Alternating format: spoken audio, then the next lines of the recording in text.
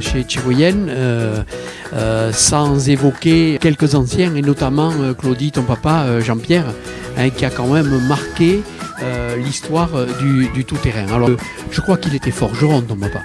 Oui, à l'origine, il était d'abord maçon, pas du tout mécano, quoi.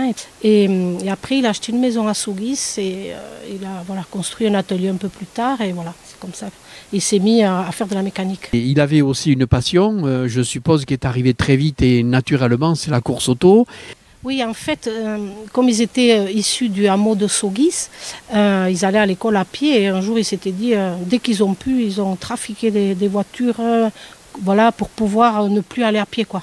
Descendre au village sans s'embêter à pied. C'est comme ça que la passion a commencé, quoi. Il est devenu constructeur et lui-même pilote. Oui, oui, avec mon oncle Dominique, les deux frères, oui, ont été des précurseurs dans ce monde-là, des rallyes tout-terrain. Ils ont innové, ils ont été très avant-gardistes dans les choses qu'ils ont fabriquées, quoi. Il fabriquait les châssis, il fabriquait les boîtes aussi, je crois, et la carrosserie qui va avec. Oui, tout à fait, oui. Ouais, moi, le souvenir que j'ai, parce que j'ai passé un petit peu de temps avec Jean-Pierre, c'était justement cette création de cette fameuse boîte à vitesse qui a quand même été quelque chose de nouveau, parce que dans le tout-terrain, jusque-là, on mettait des boîtes à vitesse où l'étagement des boîtes n'était pas essentiel vraiment pour le tout-terrain. Donc le fait de l'avoir fabriqué, et là où j'en suis fier, je le répète souvent, on l'a fabriqué ensemble. Moi je l'ai aidé, je l'ai aidé à ma manière, mais bon, bien sûr c'est Jean-Pierre, la tête et tout. Mais on a été chez Alcar, c'est un souvenir. Aller faire une boîte à vitesse en pliant de la tôle, on a commencé comme ça, plier une tôle, souder des tôles, et tu vois la boîte qui se réalise, machin. C'était, pour moi, quand j'ai vu ça, je me suis dit, oh, il sort d'où? Oui, c'est vrai. Alors, fabriquer, c'est une chose, mais la concevoir, en est une autre. Bon, j'avais travaillé un petit peu avec lui, et puis le soir, il disait, bon allez, maintenant, je vais aller tirer des lignes. Hein. Il me disait, je vais aller tirer des lignes. Hein. Alors là, je restais avec lui, on passait des heures, hein, et il m'expliquait les trains, les calculs des trains, les calculs de choses, et ça a été un déclic, et c'est vraiment là où je suis tombé vraiment amoureux de cette mécanique-là, quoi. D'accord, alors pour un maçon, quand même, en arriver là, c'est quand même une belle histoire, hein, Claudie? Ça, c'est sûr, hein, c'est sûr. Voilà, et ils ont été champions de France en 83 avec une voiture qu'ils avaient montée de A à Z tout seuls. Ils avaient fait la boîte de transfert eux-mêmes. Les premières suspensions oléopneumatiques, ça n'existait pas en tout-terrain encore, donc ils ont été des précurseurs de tout ça, quoi. Ils ont révolutionné le tout-terrain et la mécanique en même temps, quoi. Je crois que tu as été copilote avec papa. Oui, à 16 ans, j'ai eu la licence. Voilà, mais je passais tout mon temps à l'atelier, quoi. Voilà, depuis petite, j'étais tout le temps là-bas, quoi, à gratter du tube. Enfin bon, voilà, c'était ma passion. Moi, je suis tombée dedans quand je suis née, quoi. Et ça m'a plus quittée. Donc, oui, j'étais copilote avec mon oncle, avec mon papa, avec tous les deux, quoi.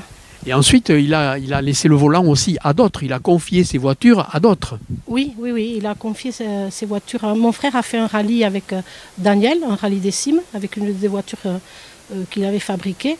Et après, Anichette lui en avait acheté une des deux. Et donc, il a été champion de France en 99 et en 2000 avec cette voiture. Et après, il a construit une Seat pour Anichette. Et il a failli, c'était à 2 doigts qu'il soit champion de France, je ne sais plus en quelle année maintenant, mais ça a été de très peu, quoi.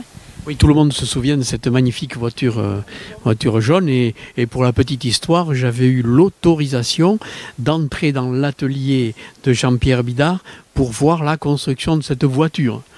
J'avais eu l'autorisation et j'en suis un peu fier parce que ce n'était pas donné à tout le monde. Hein. On ne rentrait pas comme ça dans l'atelier de Jean-Pierre Chacha. La semaine des cimes, ils ne prenaient que les urgences et là il y avait énormément de gens qui s'arrêtaient. Les gens qui venaient en reconnaissance, ils s'arrêtaient à l'atelier. Là c'est un peu plus facile d'y rentrer parce qu'il était en mode zen, quoi. Relâche. Voilà, c'était la seule période de l'année où ils ne travaillaient pas ou très peu, quoi. Et donc là, certains ont eu oui, de la chance de venir un petit peu fureter, copier, ouais, essayer de tirer des informations, voir ce qui se faisait, voilà quoi. Quasiment de l'espionnage industriel, quoi, enfin, ou presque. Donc tu le disais toi-même, il a aidé Anichette à construire, ou il a construit la voiture d'Anichette, avec Anichette, hein, puisque c'était cette voiture-là. Et je suppose qu'il était prêt aussi à rendre service à tous ceux qui avaient besoin ou de conseils ou de pièces comme ça. Oui, Daniel? Oui, tout à fait, oui. Oui, bon, il y avait beaucoup de participants qui venaient et il avait un point d'honneur à faire à les aider, oui. Alors tu vois Alexandre, tu vois un peu l'histoire de ta famille. Il faut que cette histoire se continue quand même. Moi j'ai commencé à 16 ans aussi, à faire copilote. Mon frère il a commencé à 16 ans. On suit c'est presque une tradition, quoi. D'accord, et bon alors maintenant tu as fait le copilote plusieurs fois. Quand est-ce que tu changes de baquet? Bah, ça je sais pas, il n'y a qu'une place à gauche, hein. On est 3 maintenant. En voyant cette envie cette passion commune, tout ça, tu n'aurais pas envie, toi, de rouler à nouveau? Bon, non, il y a très peu de place dans le buggy. Non, je ne repartirai pas, je ne pense pas. Pourtant, Dieu sait que j'ai aimé ça. Mais bon, j'aime beaucoup voilà, être à l'assistance et être près d'eux. Manquer un rallye, c'est pas concevable pour moi, quoi. Ton papa a participé et Dominique aussi ont participé au Rallye des Cimes, tu m'as dit ensemble, avec d'autres, avec toi. Et est-ce que tu te souviens un peu de l'ambiance dans la maison au moment du Rallye des Cimes? Au Rallye des Cimes, c'est vrai que c'était un rallye qu'on attendait toute l'année, quoi. Voilà, ça sonnait aussi la reprise de l'école, mais on attendait les cimes comme ça ne nous a jamais quittés. On attend les cimes toute l'année maintenant aussi, hein. Mais c'est vrai qu'il y avait une ambiance particulière, beaucoup de gens passaient, voilà. Et Dominique a gagné les cimes en 82. Et donc ça a été formidable. Gagner les cimes, c'est quelque chose de fabuleux. Donc en 83, ils ont participé au championnat de France. Alors comment ça se passait? C'est pas une mince affaire pour des gens du Pays Basque que d'aller dans le Nord et ailleurs pour courir. Oui, c'est sûr que c'est pas une mince affaire. Je sais pas qu'est-ce qui les avait amenés à décider de participer au championnat de France, mais c'est vrai que c'était toute une organisation, quoi, hein. Ils partaient seuls, voilà, et il y avait un couple, enfin des amis de la famille intime, André et un ami à lui, qui les rejoignaient dans les rallyes, quoi, hein, pour les aider, parce qu'ils étaient tous les seuls à partir, quoi, tous les deux. Et donc pour leur donner un coup de main à l'assistance, enfin, André te dira mieux que moi ce qu'il faisait. Alors André, je me tourne vers toi parce que tu es un ami de la famille et tu as beaucoup participé à tout ça. À l'époque, donc je travaillais à Paris et donc j'ai participé en tant qu'assistance de Jean-Pierre et Dominique de 4 ou 5 rallyes, Soissons, Plaines et Vallées. On a aussi été au budget et d'autres rallyes que j'oublie. Et donc moi je suivais. Bon, il fallait pas toucher à la mécanique, hein. C'était chasse gardée de Dominique et Jean-Pierre. Ouais, on faisait le plein, un truc comme ça, mais surtout on aidait pour la navigation, parce que à peu près, je me débrouillais pas trop mal avec les cartes.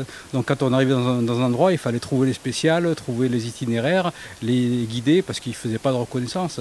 Et puis Dominique était seul au volant, il n'y avait pas de copilote, Jean-Pierre à l'assistance, et puis nous on aidait, on allait entre les spéciales avec le bidon d'essence, et ainsi de suite. Et c'était une époque assez formidable, quoi. J'ai suivi ça très près. Et puis surtout qu'en 83, pratiquement, on gagnait presque tous les rallyes, où on était en tête dans beaucoup de rallyes. Donc c'était vraiment passionnant. C'était une époque incroyable. Mais c'est vrai que deux petits jeunes de la montagne qui allaient mettre la pige aux grandes pontes de la plaine, ça n'avait pas trop plu quand même. Mais bon, ils l'ont fait et c'était pas toujours facile, hein, parce qu'ils partaient le jeudi soir, ils roulaient la nuit, ils arrivaient le vendredi, ils faisaient le rallye et après ils repartaient en suivant après la remise des prix, ils roulaient la nuit du dimanche à lundi et lundi au boulot, quoi. Donc ouais, ça a été une aventure, quoi.